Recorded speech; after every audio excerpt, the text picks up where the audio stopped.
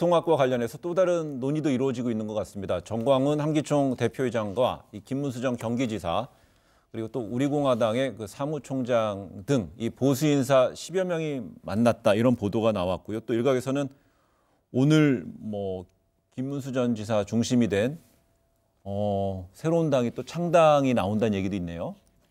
자유통일당이라고. 예, 좀 자명. 예. 네.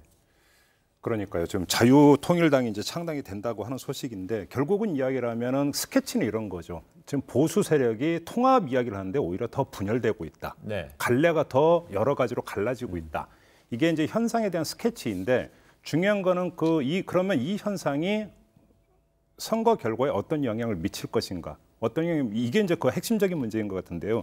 이른바 자유한국당보다 좀 더 오른쪽에 가 있는 세력들이 지금 사분오열되고 있는 것 아니겠습니까? 그러니까 우리가 흔히 태극기 세력이라고 불렀던 그 세력이 지금 더 사분오열되고 있는 건데 그러면 이것이 자유한국당을 출구로 하는 어떤 보수 세력의 선거 결과에 플러스 요인으로 작용할 거냐 마이너스 요인으로 작용할 거냐 저는 관전 포인트는 딱 이거 하나 있다고 생각을 하는데요.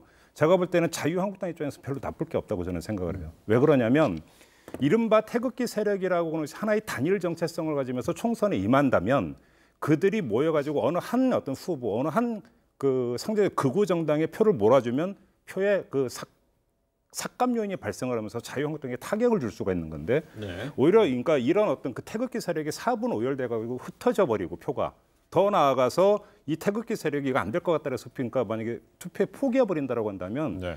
자유한국당 입장에서는 결과적으로는 그렇게 나쁠 건 없다.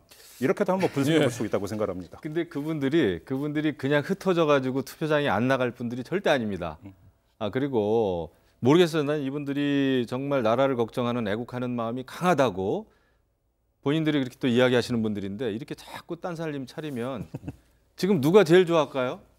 저 문재인 대통령과 여당 아니겠습니까? 그래서 정말 자중해야 되고 이거 다 밥그릇 싸움 그냥 욕심으로밖에 비춰지지가 않아요. 소영웅주의예요.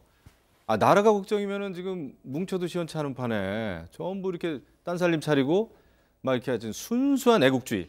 그다음에 박근혜 전 대통령의 탄핵한 사람들은 이제 배신자 취급하는 이런 분들끼리 모여가지고 자꾸 딴살림 차리고 홍문종, 조원진 따로 가고 김문수 지사 따로 가고 국민들이 웃죠. 그러면서 무슨 선거는요 표로 게임 끝나는 거 아닙니까? 표는 뭉쳐야 되죠. 좀 전에 말씀하신 그 표 때문에요. 제가 이제 표 하니까 떠올랐던 게 최근에 준연동형 비례대표제에서 3% 이상 득표를 하게 되면 정당 지지 득표를 하게 되면 비례대표를 나누는 데 있어서 몇 표가 몇 석이 나올 수 있으니까 최소한 다들 3%의 국민 여론 지지는 자신이 있다 이런 본인들 생각이죠. 절대 안 나옵니다. 지금도 사실은 그 우리공화당 뭐 애국당 시절부터 그렇게 단일 대우를 만들어가지고 투쟁했을 때도 뭐 1% 남짓이었잖아요.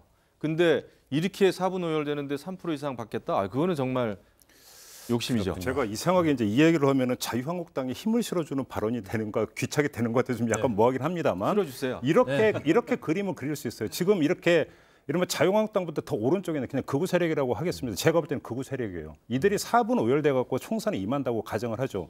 그러면 이들은 자유한국당이 어떤 요구를 할까? 제가 볼 때는 선거연대하자, 후보 단일화하자 일부 지역에서 이렇게 나올 가능성이 있어요.